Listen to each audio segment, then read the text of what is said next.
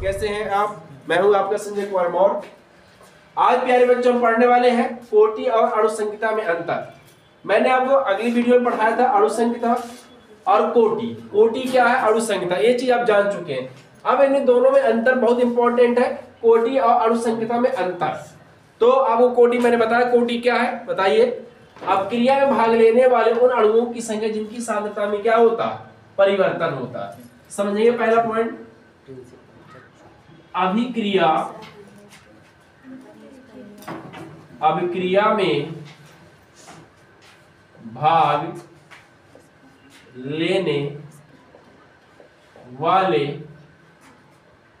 उन अणुओं की संख्या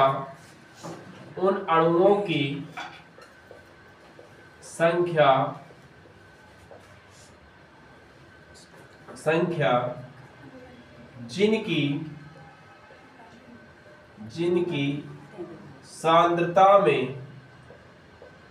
सांद्रता में परिवर्तन होता है। संख्या में क्या होता है प्यारे बच्चों, परिवर्तन होता है। बात समझ में आ रही है? अब अणुसंख्यता क्या है, यह अब क्रिया में भाग लेने वाले कुल अणुओं की संख्या होती है। यह अब क्रिया में भाग लेने वाले कुल अणुओं की क्या होती है, संख्या होती है। समझिएगा, यह है अब क्रिया में भाग लेने वाले कुल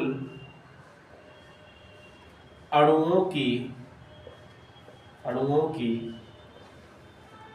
संख्या होती है। समझ में आ रही प्यारे बच्चों? कोटि का मान शून्य या प्रभाज्य मतलब होता बटे में।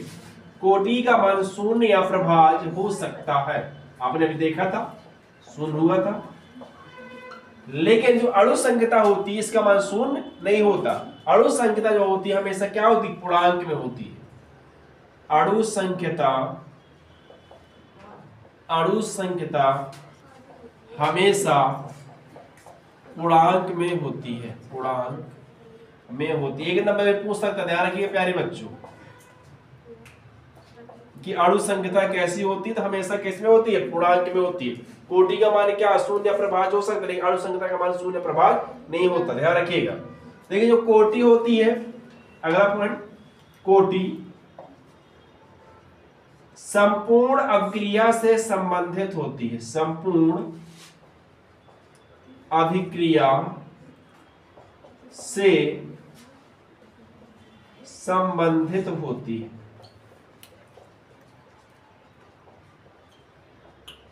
जब जो अणुसंख्यता होती है यह किसी एक विशेष पद से संबंधित होती है। यह किसी एक विशेष पद यानी कि जो सबसे क्रिया क्या हुआ, धीमा पद। यह किसी एक विशेष पद से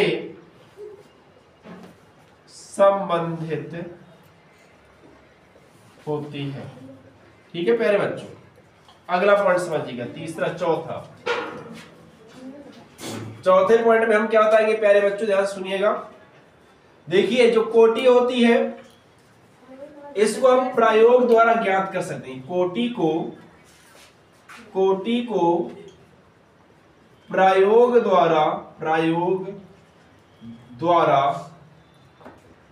ज्ञात कर सकते हैं।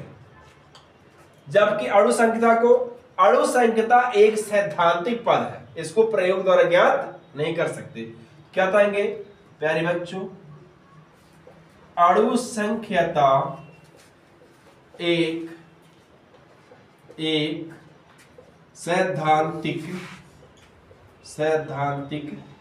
पद है।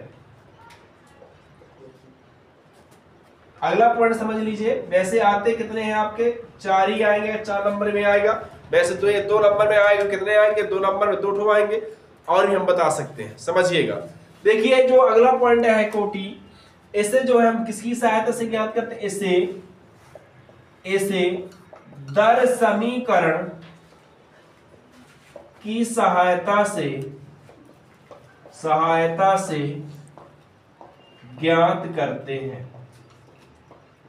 और अणुसंख्यता को इसे अभिक्रिया के सबसे धीमे पद से